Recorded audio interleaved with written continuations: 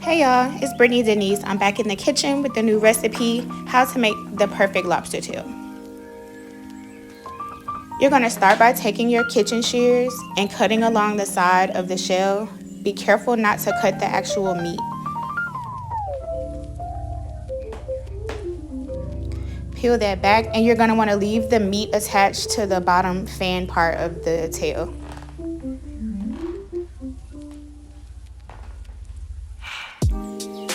Separate the meat from the rest of the shell, again being careful to leave the meat attached to the fan part of the tail, and clip that off.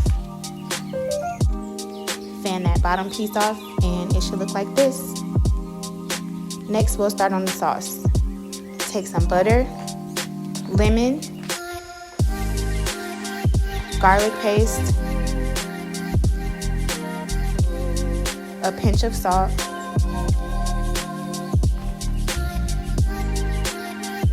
a pinch of red chili flakes, and some ground black pepper,